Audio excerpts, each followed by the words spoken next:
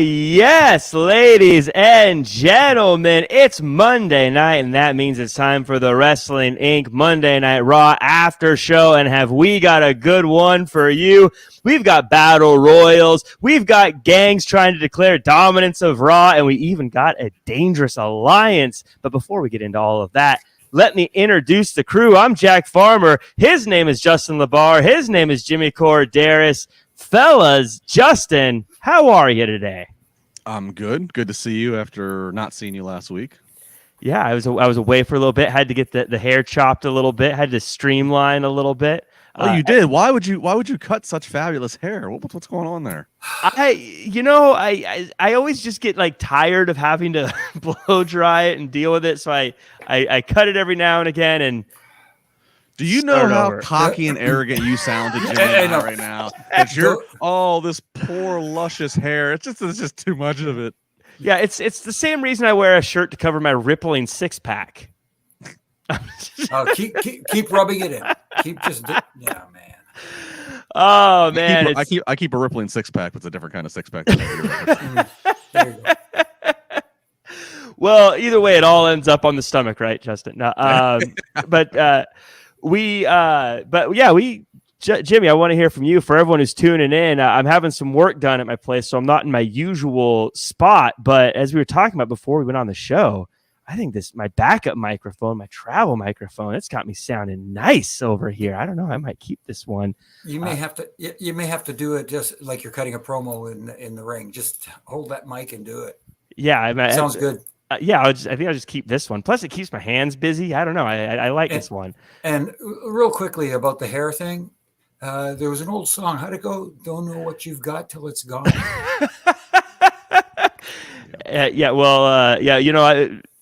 It's funny. I always tell the barber, I was like, hey, you want to go? I'm going to go short. He's like, sure. I'm like, yeah, it'll grow back. And I was like, oh, one of these days it's not going to. So maybe I should enjoy it while it's here a little bit more. But I tell you, it gets tiring having to blow dry and all this other stuff. Wait. Oh, sorry. You know what this is? The world's smallest violin, and it's playing just for you. Well, we've definitely got some good news. Well, no, I don't know. I should not say good news. We got some big news stories coming up that I definitely want to chat with you guys about as we go through some of these incredible comments. You guys, everyone here in the chat, make sure to like, comment, share, subscribe, 5-star review, all that good stuff. You know how the story goes. Let's talk about news. This is some pretty big news, and I'm kind of surprised I didn't see more people talk about it on social media. And apparently Endeavor requested that Vince McMahon remain the WWE chairman for a greater share of the new company. In a recent SEC filing, it showed that in regards to Vince McMahon's position in the new company, a breakdown of the deal that led to the merger, WrestleNomics highlighted key advice that centered around McMahon's involvement, mainly Endeavor's legal advisor turned over a revised term sheet to WWE. Amidst the terms, there was a proposal that McMahon serves as executive chairman until he is unable to or retires. Further, McMahon would get 5 out of the 11 board seats in addition to veto rights. And on top of it all, Endeavor offered to give WWE shareholders a greater percentage of the voting power in the new company for the assurance that McMahon would serve as executive chairman in the new company. Now, that is a lot of stuff, but fortunately, I've been watching Succession, so some of this stuff sounds normal to me now. But Justin, we complain on the internet about Vince McMahon's involvement, but here it's showing that it sounds like Endeavor was willing to actually pay up in addition to all the money for WWE, but they were willing to give even more to ensure that Vince McMahon didn't go anywhere. Yeah, and I'm not surprised to hear this. You know, when they did that CNBC interview, Mania weekend, Vince and the Endeavor CEO, Ari Emanuel, Ari even said something to the effect of like, you know, I made this guy stay, or I brought him back out of retirement. I forget exactly what it was, but you know, that's essentially what he said. And yeah, you know, when we hear about Vince being on site anymore and he's getting involved in creative or things like that, you know, it tends to have a negative connotation, and we tend to see things, and we talk about it obviously extensively on this podcast. We're like, no, let's not do that. Like, you know, let's be progressive, let's be forward, let's advance, you know, whatever. And that all can be true, but what also is true is that on the big picture, on the $1 billion scope, which is what these guys in the boardroom are worried about. They don't sit there and book finishes and who's got heat, who's shining. They're looking at bottom lines. Vince has been he's been the head guy while the company has grown into the global juggernaut that it has. And by their accounts, Vince is a genius. And I think Vince is a genius at certain levels. I think we would just debate, is he still a creative genius when it comes to week-to-week wrestling creative? But yeah, this is exactly what Vince wanted, or this is exactly what Vince said anyways. When he came back in, what was it, right at the turn of the year here, and he came back in the fold after his retirement in July. He said, I'm coming back in to help facilitate a sale, and made it all sound like I got to be here in order for us. And look, by the way that it's now hearing from Endeavor, that's exactly how it shook out. Vince came back, and Vince was the reason why this major business deal got done. So like it or don't like it, and what does it mean long term? Again, Vince getting involved in booking, just time will tell. But he was a major factor in getting this WWE sale / merger to happen. Yeah. And we can get all caught up in the details, but I think it just goes to show again that Vince knows what he's doing. You can imagine, and Jimmy, you've been a part of WWE for a lot of different eras, but there's always been the one guy that sort of was steering the ship. And so you can imagine if you are Endeavor and you are purchasing WWE, you would want the guy that has made it what it is and not someone else who, again, we follow along. So like we know who Triple H is and Stephanie McMahon is. But if you're broad picture shareholder investor, you want the guy that got them there, not the second runner up or the next person in line. Exactly. And at the end of the day, this is called the wrestling business. And Vince McMahon is one heck of a businessman. You can question all you want about his creative genius or whatever you want to call it. But at the end of the day, you look through those eras that you just talked about, through the Hogan era when it took off, and then, the Attitude Era, the Ruthless Aggression, all those different eras. Like you said, there's one constant behind it. It's Vince McMahon running and steering the ship. So, they can still move forward. You look at Endeavor, it wants to have someone that knows what they're doing in the wrestling business, running that end of the business. Just like correct me if I'm wrong, when they purchased UFC, they kept Dana White because Dana White knows the Ultimate Fighting company is better than anybody. And who knows the WWE better than anybody? Vince McMahon, especially from a business standpoint, from an office standpoint. So having someone in charge that knows the industry from the inside out, from a business standpoint, is a smart move. What can I tell you? Yeah, I think the fair statement to make, and this is speaking as somebody who follows the company, but also obviously as a hardcore wrestling fan like we all are here. I think is Vince's fast pitch, is his fastball with booking anymore in 2023 and to the audience and to what's relevant? I don't think so. But if you're Endeavor and you say, okay, if there is other people there, if there's Triple H other people there that can do that, Vince's fastball that he does still have, and it's a fastball that's so unique, and because pro wrestling is so unique, Vince McMahon's fastball still is how to market their product, their characters, their stories, their presentation, there's nothing that's quite like it. It's a little bit of Disney, it's a little bit of sports, a little bit of a rock show, but there's nothing quite like it. And so if Vince's fastball still is the marketing, and if you're Endeavor and you're going to do this, you're like, well, there's nobody else that's going to be able to market this quite as well. He's got it to this point. I can understand wanting him to be involved. It's just us as the wrestling fans then go, let it stay there. Let's let new blood write the shows and move forward. So, but his fastball is the marking of the genre. Yeah, he's stupendous at it, you could say. That's a old WrestleMania comment. Man, I looking at my screen here. If I open up my notes, you can look how bright it looks. Sorry, I'm playing with my computer right now. We have more news here. So some interesting news on Bray Wyatt. So there was a report that he was not listed internally from PWI on their roster, Bray Wyatt. But according to Fightful, that internal roster that PWI reported on omitted Wyatt due to his current inability to take part in storylines due to health issues that have sidelined him. this also goes apparently for Uncle Howdy as well. So it's not because I think there was a kind of a buzz about what's going on with Wyatt. Is he gone? Is he disappearing? What are they getting rid of him? Whatever, because he wasn't listed internally on a report, but it's really just because he's not available because he's injured.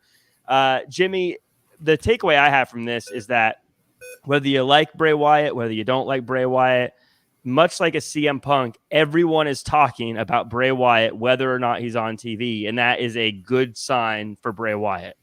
That is a good sign. And like you said, it appears to be a health issue. So hopefully that could all get resolved. That's the main thing.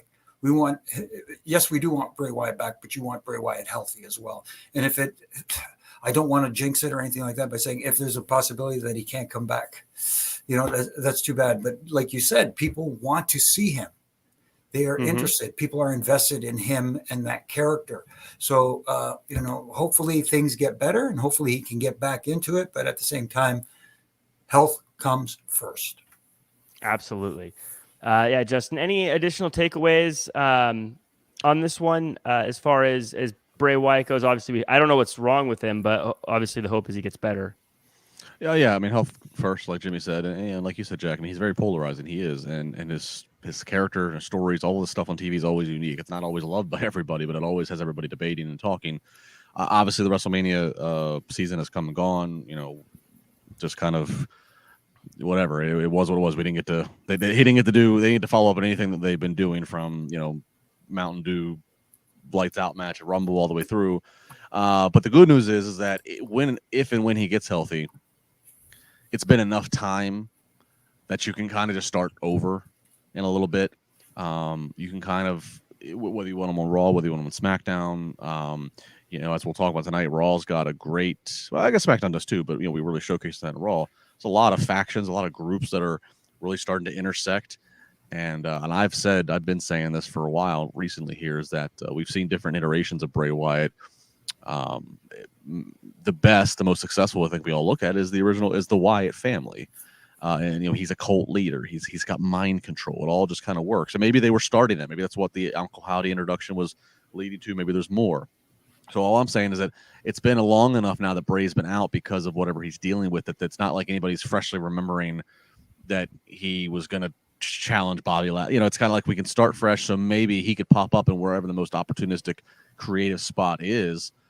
And what if he pops up and he's got a faction, he's got a family again? That can make life interesting on either one of the Monday or Friday shows. This is just absolute reckless speculation right now, and me just kind of thinking this as it comes to my head. But again, I don't know what the injury is that Bray Wyatt's dealing with, but it does make me look back. And as we were saying, how come he keeps doing these? He needs to wrestle more. He needs to get in the ring. I wonder how much of them dragging out the story was them seeing that he was injured and trying to buy him time to get better before going, you know what, this is going to take too long. We've got to move on or something like that. Again, just reckless speculation, guessing, thinking out loud. I'm not saying that's what it was, but looking back, it makes me wonder if that had anything to do with it. Well, could very well have been. You never know. We don't know right now. Let's just put it that way. Yeah. So cool. So let's get into this show. We do have a couple of super chats that are for specific parts of the show. So Michael, I see yours about Gunther. We'll definitely talk about that. And Maya Lee, I see yours about Ali. Going to talk about that one as well, but we're going to wait till we get to those parts of the shows so we can keep it all rolling smoothly. Let's start with the top of the show. We've got the tag team champions, Kevin Owens and Sami Zayn, coming out. They're just as surprised as everyone else that they're going to be facing Roman Reigns and Solo Sikoa at Night of Champions. Owens says that, Sammy has been saying that Reigns has been checking people for too long, but at Night of Champions, he's going to get checked. The Judgment Day come out and they say they want the first crack at the tag team titles as Sammy and KO retain them. Eventually, the two teams start fighting, and the Judgment Day runs off after getting chased off with a chair. And Justin, we set the stage for the rest of the night, basically, and that is kind of a Judgment Day versus Sami Zayn and Kevin Owens and all the different people that will be affected by that going forward. Obviously, we're going to talk about these guys a lot going forward on the show, but for now, any thoughts on this opening segment?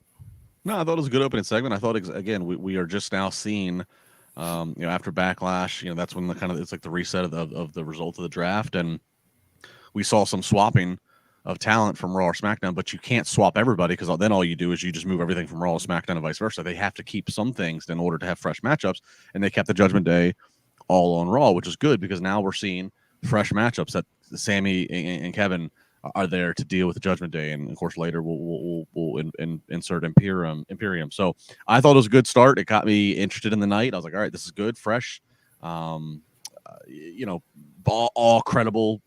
KO and Sammy, obviously, what they just did recently at Mania, and then of course the Judgment Day. How can you deny what these four are doing and involved in? So yeah, this was a really intriguing opener, and you're right, it set the stage for what was a thread that we weaved in and out of all night. I think that Judgment Day are definitely taking the role as the kind of the main players on Raw. At least they've been that way, but today it really felt like it. Jimmy, I want to talk to you about Rhea. We're going to see Rhea a bit more through the night. But in this segment, she was just blatantly getting cheered in this segment. They loved Rhea Ripley. Do you think that this will be a problem from a booking standpoint at some point? People love Rhea Ripley. And I think they stopped booing her because they're supposed to, and now they're just cheering for her because they love her. Yeah, it's an interesting dilemma because she's saddled right beside Dom Mysterio, who gets an intense amount of heat. He can't get a word out without getting booed out of the building. So, everybody's like, what the heck is going on here, so to speak? But, man, I don't understand why they are cheering her. Yes, she is intriguing. She's very, entertaining and different from many of the women on the roster. And she's very talented, but at the same time, it's kind of, I find it kind of odd that they are cheering her a little bit and booing Dom. Like almost, it's got me going, wait, what a minute. I don't think it's around the corner, but I could see if they keep Dom and Rhea associated the way they do is kind of, without, they never actually say boyfriend and girlfriend, but it's obviously all the, everything's alluded to. If they keep Mommy and Poppy, right? So if they keep this relationship going, as much heat as Dom gets now, I could see that eventually this thing goes through the storm and they become like this just strange oddball couple that the fans eventually take to, because that's what wrestling does. Eventually, after a while, what was booed and strange becomes strange but beloved. So, and they end up breaking away. That could actually happen. And then all of a sudden we're in territory where we're gonna have the wedding, the Dom and the mommy, and I don't know. But it's. I also think too with Rhea, she's so dominant, she's so entertaining. As Jimmy said, there's also there's no like babyface woman that anybody wants to see dethrone her. I mean, Becky's back and getting a pop, and she's working with Trish and whatever. So, like, what does Rhea do for SummerSlam? But like, there's not like any up and coming hot babyface that everybody's like, yes, get her to Rhea right now. There's just nobody there. Good point. Yeah, she's just on another level. But yeah, you've sold me now, Justin. I do want it to be sooner rather than later. I want the Dom and Rhea wedding. I think there's no way that could go wrong. There's no way it would never get interrupted. That would be so good already. Vicky's there as part of the, because Dom obviously acknowledges Eddie as his real father, and there's just tons of potential of what they could do. Oh, yeah. You could have some of Dom's best men or groomsmen be people from prison with him. Oh my goodness, that would be so great. Have them all shackled at the ankle together so they can't. Like a chain gang, they come out. Yes. Oh my goodness, I would love it. That would be so good. We continue on, and we get to the Miz versus Shinsuke. And what I really liked about this is that they built up to it last week, so we expected it was coming. And it was a couple segments long. Shinsuke gets a squeaky clean win over the Miz. Jimmy, looking back on that, I thought that this bodes very well for Shinsuke and his time on Raw. What say you? No, of course it does. And you know what? And I just don't get why people think Miz can't work. But Miz is awesome in the ring. And they had a heck of a match. And they proved tonight, Miz can work with anybody. And that's the amazing thing. As someone who saw him from day one, from Tough Enough, and you know what I mean? And all the unfortunate circumstances he had to go through because some of it brought on by himself. Seeing him become what he's become, it's amazing. And I enjoyed the match. It was very entertaining. They had me invested. And Shinsuke is, it's a good win for him. Let's put it that way. And it's now got me interested to see where this leads to. It's so smart, too, because Shinsuke is one of those guys that I think needs wins to be relevant, and Miz doesn't. And so him losing, I think, hurts nobody. Shinsuke winning helps him a ton. Sorry to interrupt you. Just to further on that point, part of the reason why is Miz can talk himself into getting heat back. And Shinsuke, because of the language barrier, the slight language barrier, not as easy for him. But yeah, Justin, I got to ask you, is this over? Or do you think we're going to see more Shinsuke versus Miz shenanigans? I mean, I could see another week or two, especially. I mean, it doesn't sound like they're working something at Night of Champions. Not to say that something couldn't be made next week on Raw, but yeah, this is like the perfect kind of introduction on Raw for Shinsuke. I mean, look, first off, Shinsuke, when he after coming up from NXT, he was on SmackDown for so much of his career, and then I think he was injured for a while. Like he doesn't actually have a lot of Monday Night Raw history that I can recall. I'm not going to say that he's never been on Raw or never had a match. I'm sure somebody could fact check when that last was, but he definitely is not a Monday night I don't know how much the audience is split in terms of, I watch Raw, but I don't watch SmackDown, vice versa. But for whatever purpose, he's fairly fresh on Monday night, so he needs a win. And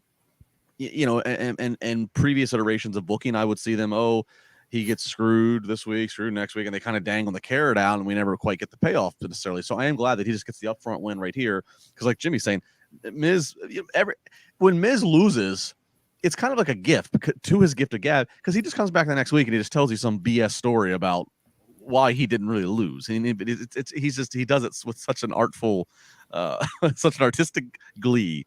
Yeah. He can lose and it's not going to harm him at all. This was, I think, absolutely the right call. Because Shinsuke Nakamura, if they stick with him and he does have a little connection with the crowd, despite the fact like he's not going to cut long promos and his promos are very brief and a certain style, but they need more baby faces. So if they can stick with him and give some wins and credibility, he's somebody that they could look at, and maybe he's again, he's in the mid card picture thriving. Maybe he's contending for the new world title. It's gonna be on Raw soon. I don't know. Yeah, he's someone that I think if you give him some good wins, he'll be able to do a lot of good stuff and carry a lot of things there. Before we move on, I do want to quickly, I forgot to do the roll call. So thank you, Huffman Elite Training, Justine, Dream Realm Studios. We got Adam Staples, NYC Demon Divas in the house also. But Tut Grapp as well. Ethan Cruz, by the way, brought a friend. Thank you so much for coming through as well. Baby Ice, Stephen Camp, Goodfella, and Iron Eagle, Ricky Lewis. A ton of folks in there. J.R. Smith as well. Thanks so much for coming through. I forgot to do it earlier, so getting to it now. We're not perfect. I'm not perfect. I forgot something. I saw Issa was in the chat, and it threw me off because I was like, this troublemaker Rebel Rousers here. Speaking of troublemakers and Rebel Rousers, we got a couple of video packages I want to talk about. We'll just lump them together here, but we got a hype package for AJ Styles, and then a really cool 2-part interview with Seth Rollins about his shot at the world title coming up. Very ESPN-like. And Justin, I wanted to just get your thoughts on this. I personally loved it. Like I said, ESPN-like. It made it feel like a big deal. What were your thoughts on the way they presented this? Yeah, I agree. They don't do this that often, so it stands out when they do. Obviously, you have, and Seth worked great in this environment. He's just such a good soundbite guy, and you have so much video history with him for the last 11 years, dating back to his inaugural NXT title win that they talked about. Yeah, I thought it was good. I mean, and then I guess the third part is going to come. At least the third part is coming next week that they cliffhang to. I mean, look, and I said this last week as we why is this tournament Raw and SmackDown? I mean, it just seems like this is just a layup. This is just the title for Seth Rollins to win. And this whole profiling of him just kind of cements that to me. I don't see them doing all this, and not that AJ's not a credible champion. Of course he would be, but again, he's on SmackDown, and it just seems kind of out of the left field. It just seems like Seth Rollins. He's next to Cody. He's the most over babyface. Yeah. So, and if you're keeping Cody away from a title picture on purpose, then, and if you have a new world title And oh, by the way, your other world title is being held by a heel who's basically on a part-time appearance schedule. Seth is still very much full-time. Seth is still working house shows. He's one of the best draws they have. This just feels like Lex Express all the way in '93, but actually the title's actually going to get onto the Lex Express. Yeah, and to your point, even if I know that Seth Rollins is going to win, him and AJ are going to steal the show. Those guys it's going to be incredible. So you could tell me Seth is winning the match. I'm like, it's still going to be a can't miss match. I'm telling you, Seth is winning the match. Yeah. I mean, I felt that way about Cody Rhodes at WrestleMania, and here we are. I know. But Jimmy, how did you feel about this one? I will say my one bummer is I feel like I like to fight for the folks with the microphone in the back, and so I felt a little bad for Byron Saxton. He should have been the one doing this interview, but I guess it did feel a little bit more serious with Corey Graves. That's the thing, because they say that perception is reality, and when they introduced this championship and stuff like that, what was people's automatic first reaction? Oh, this is a makeup title, a secondary championship, because the Roman Reigns, and everybody's making up kind of different names for this championship, not World Heavyweight Championship. But I think they did a good job tonight of trying to make it feel important.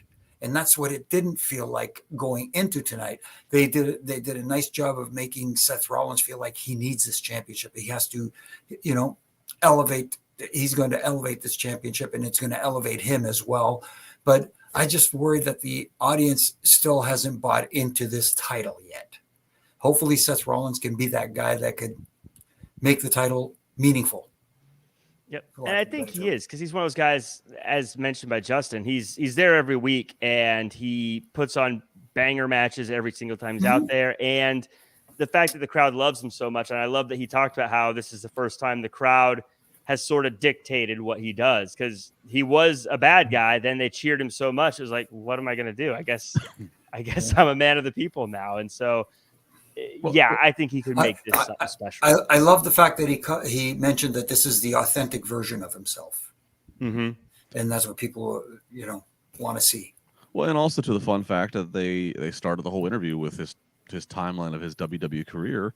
He won the inaugural NXT World Title, so it's like, and look, that NXT World Title has gone on to be a big deal within their company. It's been a big part of their their pipeline of development. So it's kind of like, all right, well, if he won the first title there, and that title got held by all the people that got held by after him, then again, all the more that it just makes like, oh, if he wins this title, I mean, it is them shooting their best shot at, again, what I think is very predictable and still has a lot of questions of logic of the whole setup. But okay, if this is it, like I said, Seth Rollins is your probably next to Cody. He's your best babyface right now.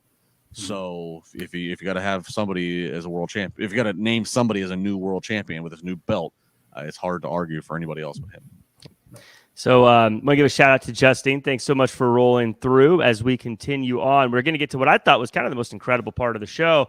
And I mean, go figure. It was a battle royal with a shot at the Intercontinental Championship on the line. And what I loved about this, I think whoever put this thing together deserves an award, because every elimination had me thinking, oh, I could see that being a match in the future. We had so much cool stuff, but eventually Ali wins it. And so we'll start with that, just laying the groundwork of the Battle Royal. Justin, what were your thoughts on the Battle Royal? What key takeaways did you have? Yeah, it was fun. It was nice seeing that crop of superstars all in the ring together, because it just gave you a very quick screenshot of, hey, who's potentially in the IC picture? Who is in that mid-card? Who are the new now with the again, the draft? I'm trying to keep score. Who's where? Who do we have on Monday night? Because Ali wins, that's cool, and they did all the pyro and ballyhoo, and that's great. And Mustafa Ali is going to go tonight a champion in Saudi Arabia. He's not going to win it, but he's going to be showcased, and it's going to give him a chance. So it's like, and look, whoever Gunther faced first on Raw, anyways, I'm like, Gunther's not dropping his IC title immediately. So I'd rather them give Mustafa Ali an opportunity, some TV minutes to show off, do the job, lose to Gunther, but it could still help, the office, the fans, whomever goes, okay, I want to see more of him. And he gets something else that keeps him on TV winning. He's won like the last 3 matches he's been on Raw. So, maybe this is a start of something for him to move in that next level. Gunther, he's going to retain. But as I see the screenshot of who's there, all right, now I'm intrigued. A Matt Riddle story and match is potentially there later. And some of the other baby faces that were there, and some other storylines blossomed out of that battle royal with elimination, such as with Ziggler and such. So I agree with you, Jack. I think this was definitely a bright spot to the show. And by the way, a battle royal for the number 1 contender for the IC title. It just helps the perception of the IC title that we're doing this. Mm-hmm. Yep. And Maya Lee with a super chat from earlier on. Thanks so much for being patient, saying, what a fun night. Go Ali. Y'all saw fine looking at JD. Gonna recruit him. Watch Gunther versus Roman. Gonna be money. So a lot of stuff to unpack there with Maya Lee. But Maya Lee's excited, Jimmy, about Ali getting the title shot. It's interesting. And like Justin said, a lot of people do not see Ali having a snowball's chance in hell of winning this Intercontinental Championship. But like Justin said, it all depends on how he is presented in this match. You can get him over without him going over. If you can get the audience to believe at one point where, I thought he might have had him there. You know what I mean? Get them to think that at least once in the match, then you got him. If they're watching the match like this going, yeah, that's not happening. You know what I mean? You got to get them invested. So it's going to be interesting to see how. I think they will do that. I don't think it's going to be a glorified enhancement match for Gunther. I think we're going to get to see a bit of Ali that we haven't seen for a while, at least anyways. Yeah, I'm betting there's going to be some insane hope spots in that match where, the whole, they'll play up the little being positive and never giving up kind of attitude of Ali, even though he's getting just beaten up, I think. And I think Gunther's going to win, but I bet you that we're all going to have one of those moments where we go, oh my goodness, Ali's going to win this thing. And that's the fun of pro wrestling, is those little moments. But I mean, I was watching, and I got to give a shout out to Akira Tozawa, by the way, for that moment of getting out of the way of Gunther when he was walking down the hall. I think he was all of us if we walked in front of Gunther down the hall, just stopping and getting out of the way. But something I noticed that was really cool was all the tag teams eliminated tag team people. So Alpha Academy, Maximum Male Models, The Way were all pretty much involved with each other. Viking Raiders, Hurt Business, Alpha Academy were all involved with each other. Of course, JD, McDonough, and Dolph Ziggler is mentioned. Elias and Cruz, I could see taking off right away. Imperium costing Riddle. I could see a Bronson Riddle thing. Corbin and Akira, I could even see being something there. So just every single thing that happened in this match, I was looking at back going, you could pull from this. There's something there. This wasn't just random. You guys just eliminate each other and then move on. It felt like it was thought through. They sowed a lot of seeds in this field. Let's put it that way. Yeah. It was like a buffet for the tape library of if you need to have a match between those two tag, you can just pull to the archive and say, oh look, this is what happened. That battle royal could be used for weeks here. Now, and you mentioned a lot of tag teams in there, which also helps enhance the other stuff we saw tonight as well.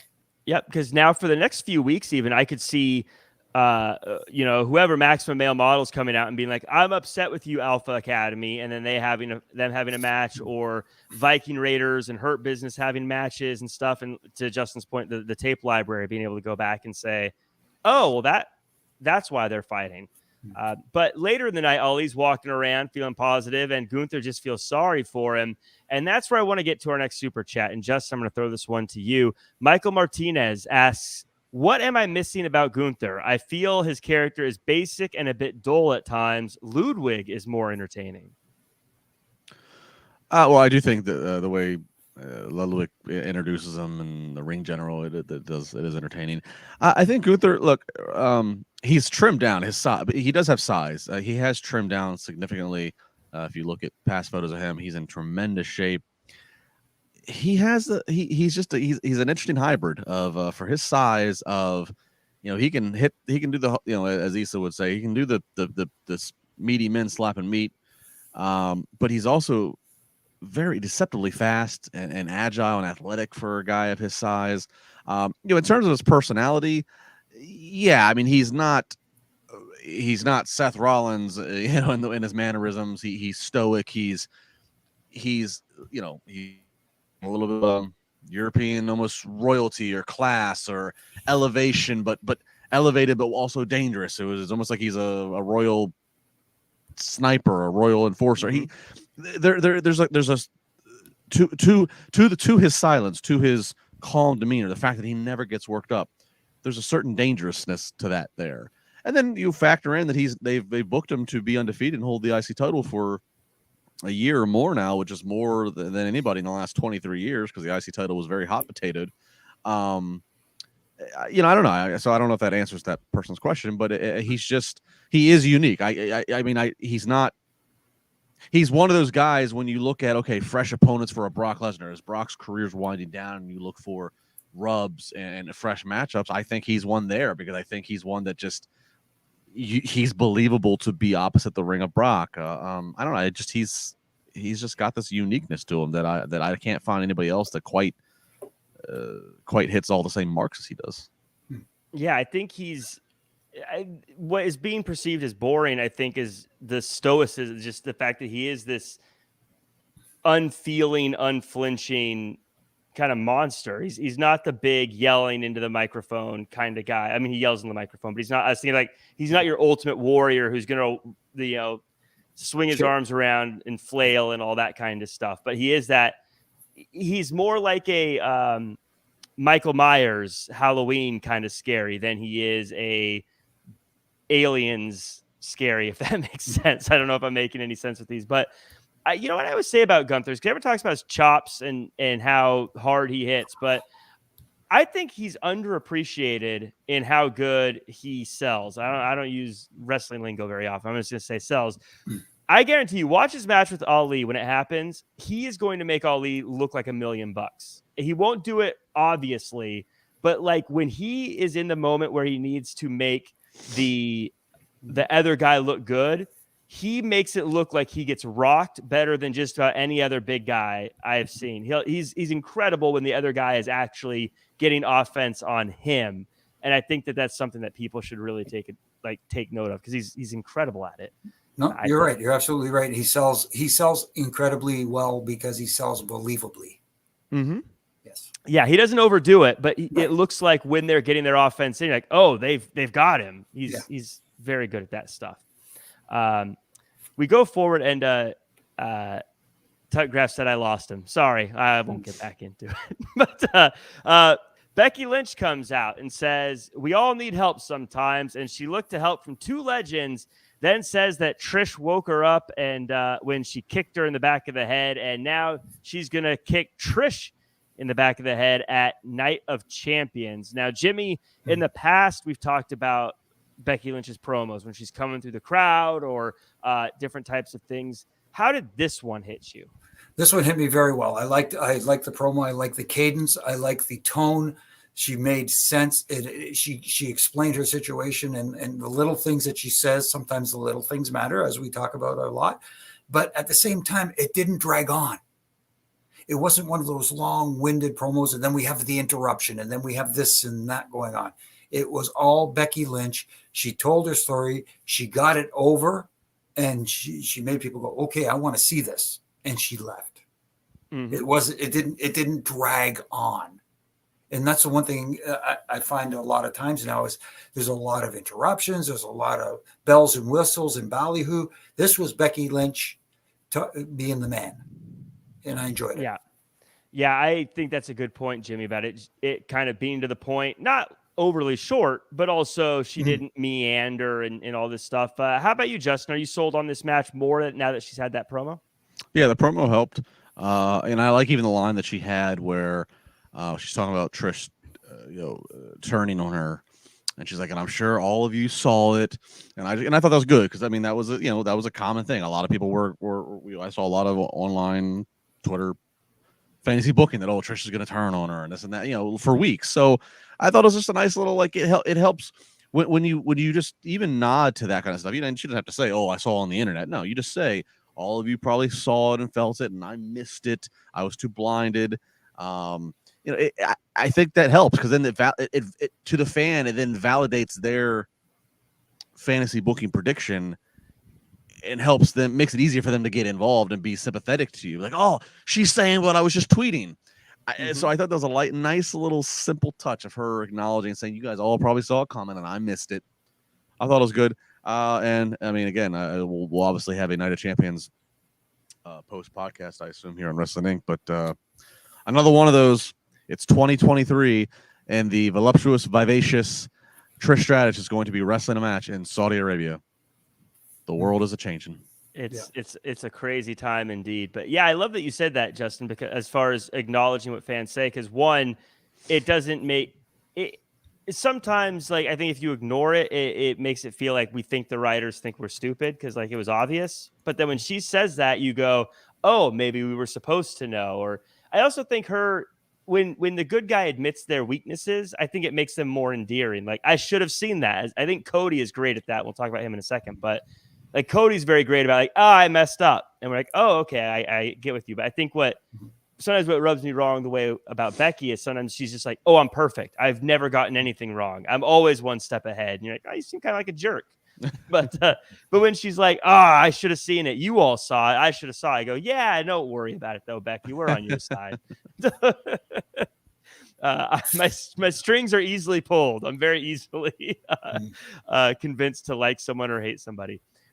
Someone who had their strings pulled, I guess, or changed their minds very easily is Rhea Ripley and Natalya. We're seeing a promo backstage, Jimmy, and it gets tense, and they're like, don't mess with me, and I don't mess with me. And they kind of eventually go, okay, we won't. And they go their separate ways. Yeah. Jimmy, did they smooth it out? Did a wrestling feud end with talk? You would hope not. You would hope that it eventually leads to something in the ring. This might be a match we see post Night of Champions. This is maybe planting the seeds for that. Where Natalya comes out and says, "Whoa, you thought we were all smoothed out? No, I let you handle business because I want you at the top of your game." That kind of thing, so to speak. So I you know what? I want to see more of this. And Natalya is someone, you talk about someone who could help someone get elevated. Natalya can elevate Rhea as much as popular as she is now, and as over as she is now.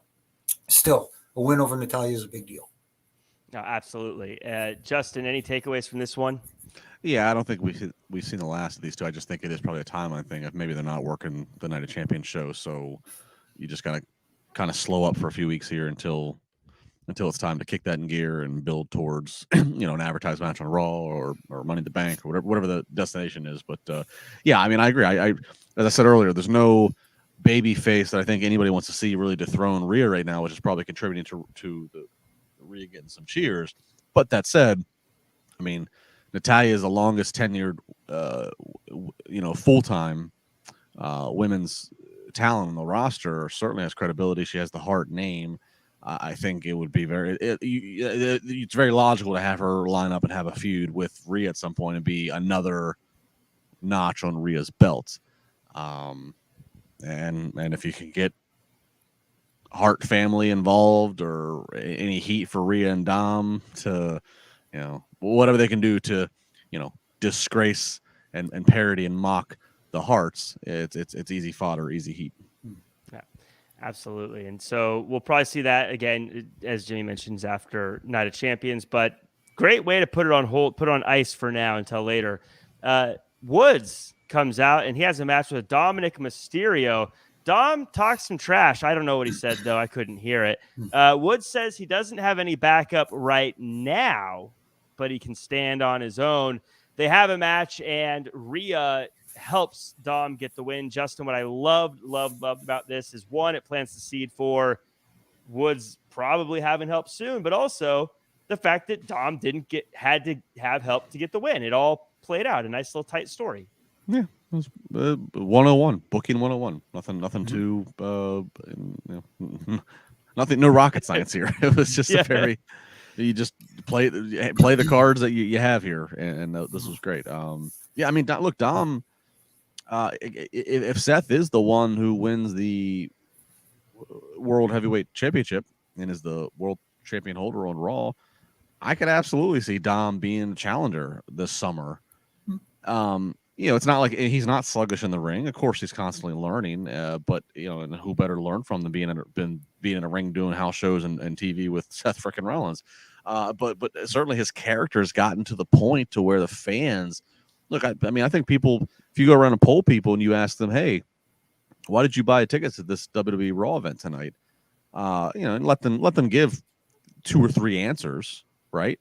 I think you'll find quite a bit of them that said, hey, I wanted to see Dom get his ass kicked and I wanted to boo him. And that's part of he's become part of the attraction is, kind of like what the Miz is now, just on a veteran status.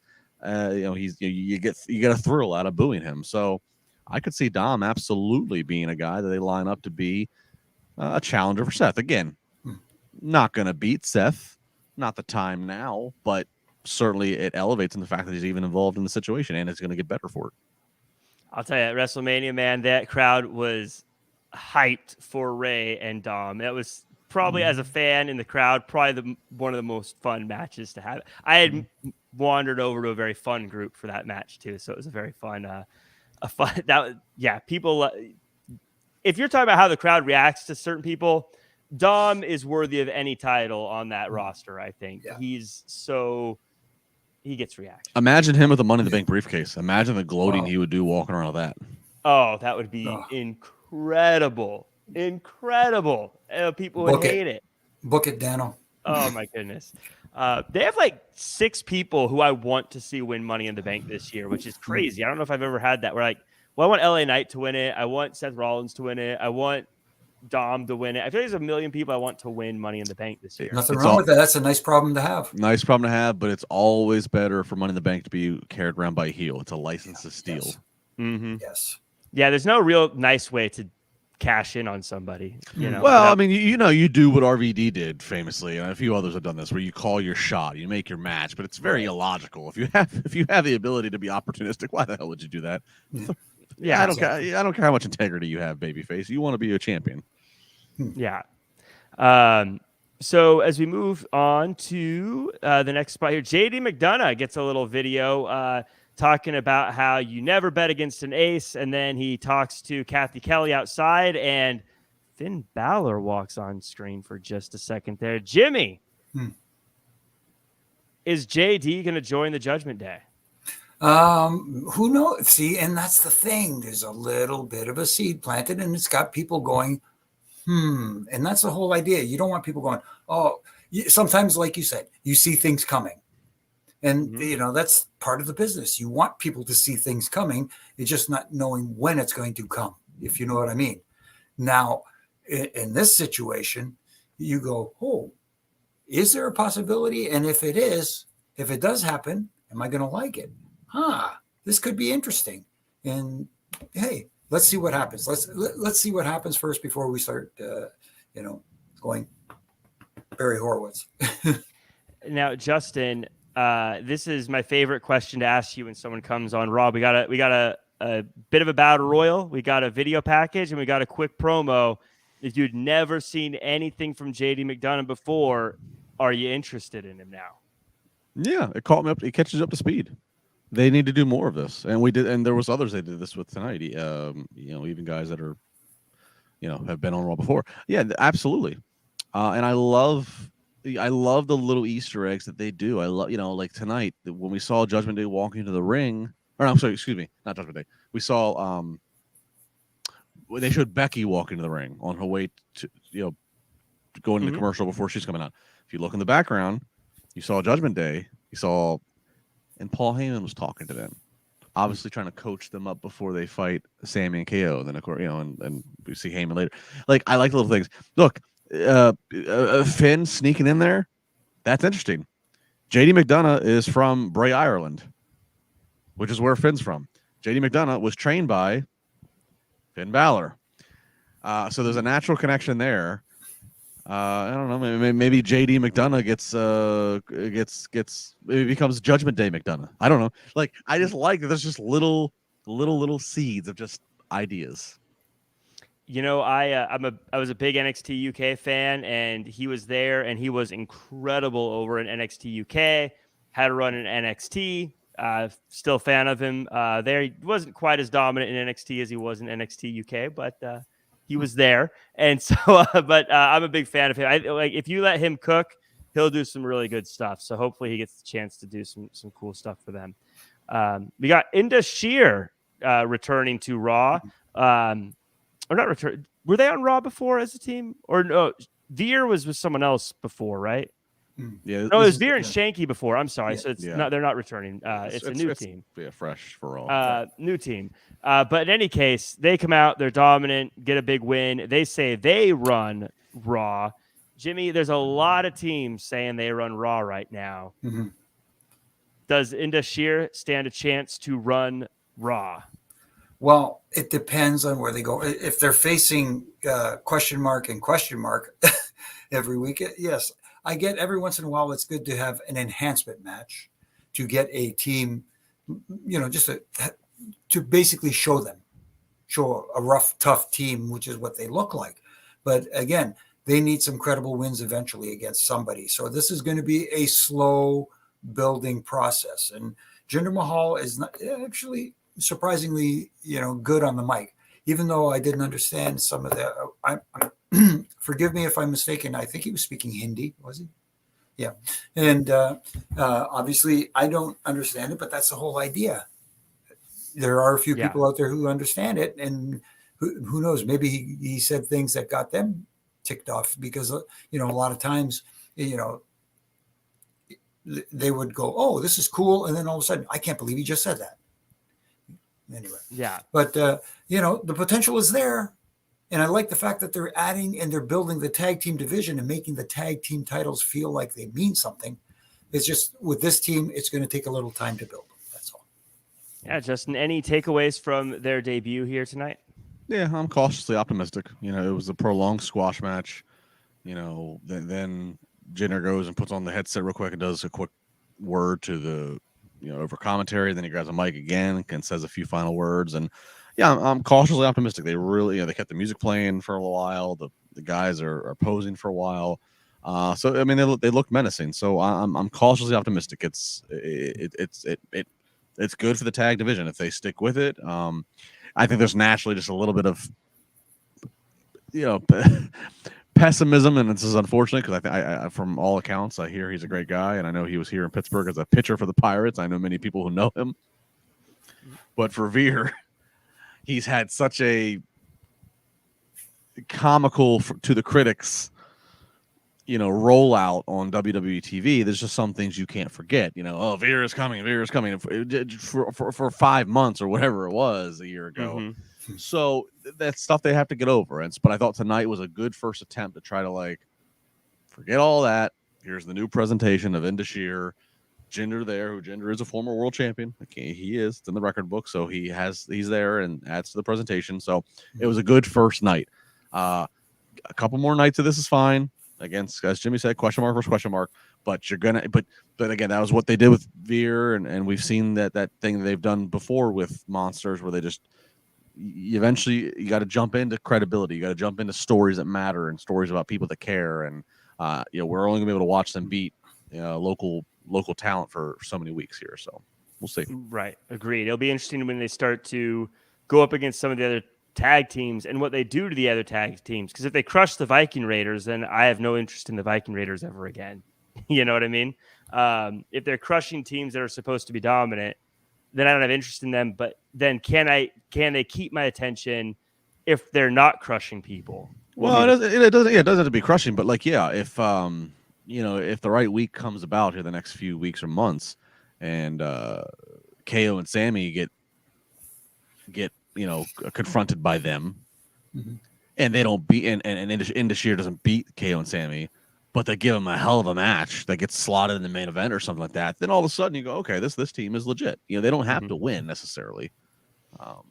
Right. But well, speaking of KO and Sammy, they run into Imperium, and Kevin wants to fight them, so they say they're gonna have a match with them next week, and they say they'll find a partner for a 3-on-3, and then later Imperium's chatting with Paul Heyman. Now we'll talk about what they were chatting about later at the end of the show, but we have 6-man tag for next week, Jimmy.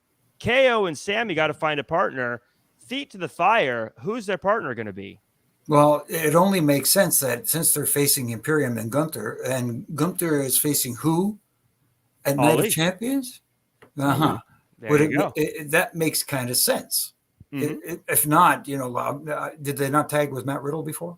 I think it'll be Riddle, because we also teased Riddle with Gunther issues tonight. Of course, that was teased as well. So either one works, but I figure it would be a more interesting matchup having Ali tagging with who's technically not a total babyface, so to speak, teaming with the babyface tag team champions, and that could lead to some.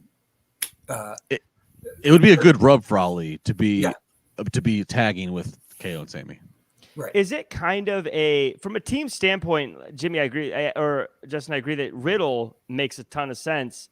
But to Jimmy's point, yeah, it kind of makes Ali look like he's definitely getting crushed at Night of Champions if he's not the guy they pick, right? Like, it's kind of a weird spot they're in this case, right? Yeah, I mean, you can go either way, but I think there would be more advantage probably to Ali just because, Riddle's kind of a little bit higher on the chain, though. That would be a big deal for Ali to be standing to make an entrance with KO and Sammy. That's true. Plus, I think you could pivot Riddle to a feud with Bronson Reed, I think is where that's going to probably go. Well, also, I mean, and Ali with his positivity. I mean, and tonight they did the theme of like KO was at a 10 and all amped up, and Sammy's trying to talk him down. Ali can get in there with his positively. Ali, I think there's some potential there. Again, that could it develop Ali's character. And again, even if he's going to lose at Night of Champions, if you feel like the crowd's at least interested a little bit more, you're elevating this guy's worth. I would love to see him bring in Positively Page for DDP for a segment, just to have them chat for a little segment that makes like a 10% of the audience who remembers that crack a smile.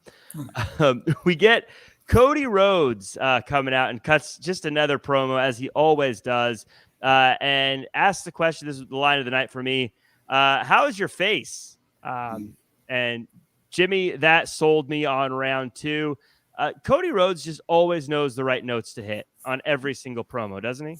Yeah, he just, again, I hate to sound like a broken record, but you want to talk people in front of their television screens or into buildings and stuff like that. Cody he just has it. And one of the other things he said, stuff like where Brock has beaten 99% of the roster. Mm-hmm. And he's in that 1% that has beaten Brock and all that stuff, and really trying to rub it in there and throwing jabs in there and kind of enticing him, especially and also the little things like selling his ribs, getting into the ring. Still, it's these little things that matter. That as far as his promo work, right now he's at the top. He's on the top of the list. Yeah. He always also likes to do the thing where he like turns and then he looks over his shoulder like this. He does have his promos like this. He right. like he's looking at the screen, the monitor in the back for too long, and his neck got stuck like that. He likes to look over his shoulder when he does it. I don't know if that's just a Cody thing. I notice every time he likes to talk over his shoulder. I don't know, but Justin, every time he comes out, I always feel like Cody's pretty good, but I don't know if he's going to knock it out of the park again. Every time he does, though. I don't know why I'm always doubting this guy, but he always knocks it out of the park. Yeah, I mean, he has a command. He just has a certain command right now when he's doing his promos. And this is not just right now. He had it on the road to Mania, which is why many of us thought, he's definitely just taking this title. Mm-hmm. He has a command. He has from the way that his delivery to even the thing you're kind of laughing at, just his body movement, the way he locates cameras, he's there. To be in a, it's so funny. As flawed as the Cody Brock thing is, we still actually we've never actually been given an answer as to why the frick Brock cares to attack Cody. I think commentary has surmised that Brock was upset that he got a middle of the card match against Omos and Cody. The commentary said that, but Brock has never actually really said why the hell he's just so. He turned on Cody, and so for as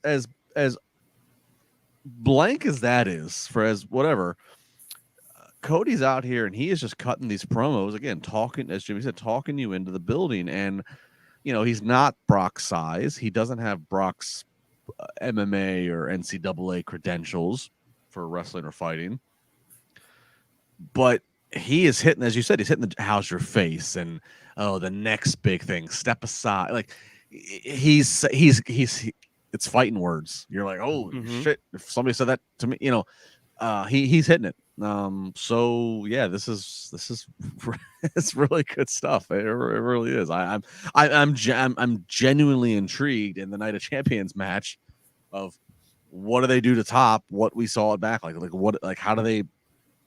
I assume Cody wins again, which who was last to beat Brock twice in a row, twice in like a month and a half span, but how do we get there?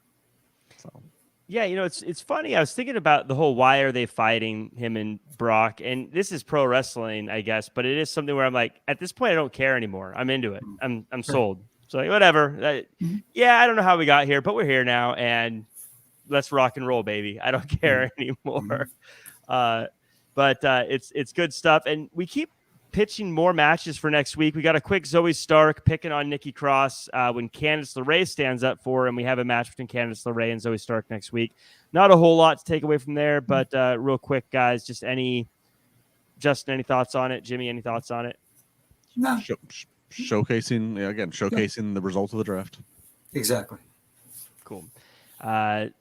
Chelsea Green and Sonya Deville are unhappy that Liv is in quote unquote injured and the match has to be postponed. So Raquel takes the one-on-one match with Chelsea, and Chelsea was not excited about it, but Chelsea gets a hot start because of Sonya helping her, but eventually Raquel gets the win as you'd expect. The story here is, though, after the match, Ronda Rousey returns and attacks Raquel, saying they're going to keep attacking her until they get the title shot. Jimmy, this was this set us up for another big time matchup here. What do you think about Ronda coming back and I guess calling her shot? I liked it because she looked like she wanted to fight. And, that's the Ronda Rousey we want to see. You know what I mean? I know a lot of people think, Ronda should be a babyface, but she's with Shayna Baszler. They're two badass women, and she looks like she wants to fight, and she wants to fight for the titles. Again, trying to make the titles feel important, and that's what they did tonight. Not only with Sonya and Chelsea, but also with Ronda and Shayna. Sorry. Justin, my one, I guess, negative to this, and I think I know how you'll respond, but I'm going to ask anyways. Did you feel a little bit like with Ronda and Shayna coming back, taking the shot, that they kind of threw Chelsea and Sonya Deville under the bus, and kind of took all the momentum they had and sort of just stole it? I don't know how much. I think Chelsea and Sonya, to me at least, they don't necessarily have momentum of truly challenging for the tag titles. It's more comic, like a week ago. I think they were trying to get people to sign a petition. Very just comic stuff. They haven't beaten anybody. Chelsea's whole shtick is she complains to get her way, and no. So I don't know. I like. And Jack, I kind of went on a thing last week, and you weren't here. I like Ronda and Shayna, the attack here. I think Raquel to me has got. She's my long-term investment. If Rhea's holding the title until next year's Mania season, Raquel's somebody I'm eyeing to maybe be a babyface that you groom to be a serious threat that has the fans behind her. She has size, but size as a female normally gets pinned as a heel, but she's got babyface charisma and whatever. But nonetheless, what I'm saying is I like her being involved in something with somebody credible like Ronda. So I think this is good. I like that. I like that for her.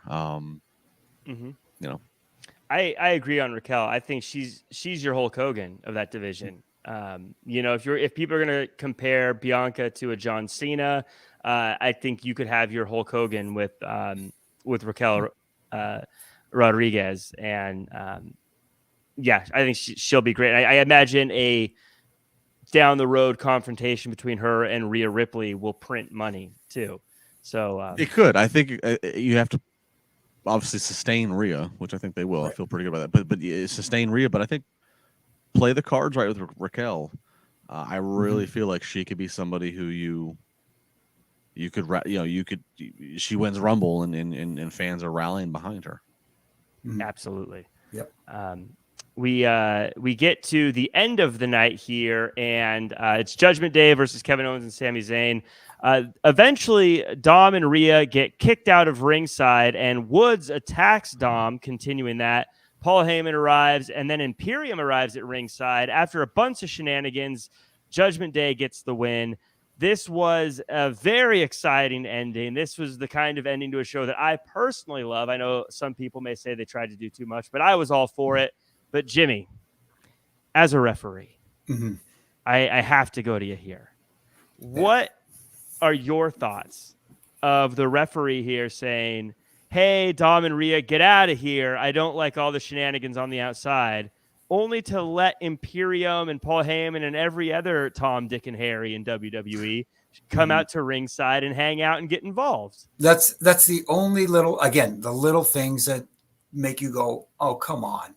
You know, you don't want Imperium really had no business being out there other than the fact, like, obviously us at home saw them talking to Paul Heyman and stuff like that and all that stuff going on. But, you know, with the referee there said, hey, you know, what are you guys doing out here? And they did 2 distractions to get the win, not one. They did the one distraction that didn't pan out the way they had hoped. And then they did a second one. But as far as excitement goes, it was a very exciting match, very entertaining. I just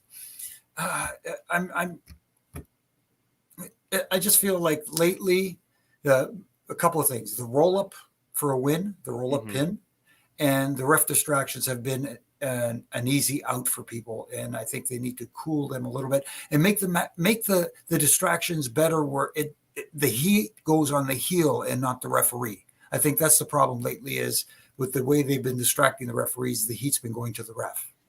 Hey, Jimmy, can I ask you a question? So the main event, I think was Chad Patton doing it. Right. Chad's obviously veteran. Right. Was there with you. Right. To the best of your knowledge, I know I'm putting you in a weird spot, but I really want to ask you this: would somebody like Chad have enough tenure to step up and say to the talent of the agents, we need to rework, or we're doing too many distractions, or would it be in the okay place to step up and say, I'm not trying to be a diva, I'm trying to help. We need to rework this. It's exactly what you said. It's all in the way you present it. You don't come off saying, hey guys, you know what? You're burying me out there. You're making me look, it's like, hey guys, can I ask a question? Do you think that maybe if we do it the way you suggest, that the heat's going to the right? Because I want the heat to go to you guys. I don't want to take the heat away from you guys. You know what I mean? All in the way you present it, all the way you suggest it. And then, maybe if you say it that way, they go, oh, and they would appreciate it more that way. Because as I say, the referee's out there to help them tell their story. Yeah. And when, like I said, if the heat goes to the referee, you're taking away from their story. Right. So to your point, Justin, yes, someone like Chad does have a tenure where he can do it, but you still have to be, I hate to use the term politically correct, but there is a way to present your case without sounding like a diva, like you said. Yeah. And it's, I always think too, to go back to the roll-up thing, is if there's a distraction, you can still just hit your finisher and then pin them. You know what I mean? Like, there's a concept. It doesn't change. Instead of rolling them up, you could still just go, okay, finisher, then pin, as opposed to just roll up. And then it makes the finisher look better too. I don't know. But in any case, that said, yeah, Justin, how did you like this ending? Again, I know it was a lot of stuff, but I love the overdone endings. I love it when everything's thrown in. So I was having a ball watching this personally. Yeah, no, there was a lot going on, but again, it was the thread of the night. Again, the Easter eggs of, the Heyman's talking to the heels, and I mean, KO and Sammy are still a problem to the bloodline, and so it worked. That there was a thread, and so I was okay that I mean, like everything Jimmy kind of already hit on it as as the referee should. It was a little inconsistent of like, well, what's our policy here on the outside, attendees?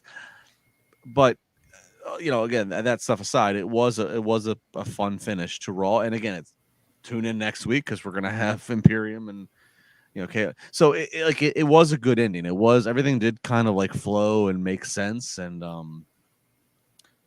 to circle this whole podcast back around to where we started with. I know, again, we had some months ago at this point, where it was like, oh, Vince is around and what's going on. Again, there was a lot of good, progressive, free-flowing, consistent stories, and this makes sense. It's going to happen next week, and then next week's going to go to Night of Champions. So that's all good. That feels like there is a plan. It's in paper. Maybe it's on pen. Maybe not pen. Or maybe it's in pencil, not pen. But like, it feels like there's ideas and consistency happening. And so, all in all, overall, I liked it. I liked what was happening. I like where a lot of superstars are sitting in terms of the situations that they have to be booked forward. What I'm really hoping to, what I like about all these bad teams coming together is, I hope that one day they all just get in the ring together, and then a man in a hood comes out and takes it off, and it's Vince McMahon, and he says, "It was me all along, Sammy," and then we get a big corporate ministry gang up of all of them together that go to take out Sami Zayn. Maybe not happening. I don't know. It'll be the worst writing, but I'd still be giggling. Like, good that we have Sammy at Night of Champions in Saudi Arabia. Yes. And that's very interesting that we're going to get him there in Saudi Arabia this year. So hopefully that all stays good for him. Exactly. But I do, in all seriousness, as far as the groups go, what I love about the bad guys teaming up is, they're not going to stay friends for long. And that means, there's going to be a conflict between them. And I can't wait to see Imperium versus Judgment Day versus Bloodline versus whoever. You want to see what sets whatever team off. Yep. That's what it is. Yep. It's a powder keg, as they say. Yes. So it's I thought overall it was a good show. I really enjoyed it. Everyone in the chat, let me know your thoughts on tonight's episode. Give us an out of 10. And as we wrap up, Justin, I'll let you go first. Any final thoughts on tonight's episode, and where can the world find you online? Yeah, no, a good show. Like I said, pretty consistent storytelling. They're 2 weeks, just under 2 weeks away from Night of Champions. So a lot to build off of. Again, even the Battle Royal, as we said, just that alone spawned 5 stories and feuds to work off of if they choose. So yeah, overall good show. At Justin LaBar on the socials, here on Monday, back here on Wednesday with Jimmy and Issa. What's supposed to be a very historic announcement day for AEW. Friday mornings, I'm on Busted Open Spar with LaBar, channel 156 on Sirius XM Radio. Check it out. So that's that. And Jimmy, what were your overall thoughts of the show so far? Just so you know where the fans think. We're at about an 8 out of 10. We got a 7.2 and a 4 out of 10 as well. But what do you think? No, I enjoyed the show, and I thought they did a good job of building towards the pay-per-view, which is what they're supposed to do, and get people invested, and especially with the World Heavyweight Championship, the new title there. They did a better job of making it feel more important tonight. And also, like we talked about the tag team situation, man, did the tag team feel so important in the tag team titles right now. So they did a good job of elevating, a lot of talent tonight and a lot of stories going forward. And as far as me, you can find us here on Monday nights, and like Justin said, on Wednesday nights with him and Issa talking AEW Dynamite. And you can also find me on all my social media platforms, giving my ref and rants from Monday to Friday, just a little critique here and there, not to tear down, but to help tighten screws. And also my good brother in stripes, Brian Heber, and I, along with our host RJ, do a little podcast that drops on Wednesdays called Reffing It Up. Yep. And I want to thank everyone for joining us. Shiva, Tut Graph, Safit, Dream Realm Studios, Zook, Enigma. Zook, where have you been? You just showed up just now at the end. You gave the show a 4 out of 10. You don't even show up for the whole show. Zook, I'm ashamed of you. No, I'm just kidding. I love you coming through. But Tuck Graph, Baby Ice, Ricky Zaldivar, everyone else, appreciate you guys coming through. You can find me at Real Jack Farmer across all social media. And you can also check me out on Thursday doing commentary for Santino Bros. It's on YouTube /at Santino Bros, where we got a cool show. Fight Night. Should be a fun one. Make sure to check out everything on Wrestling Inc. Follow Wrestling Inc. for all the good stuff. And, of course, NXT's after show tomorrow. I think that does it for us on a very fun night of wrestling Monday night. We'll see you guys all tomorrow for the NXT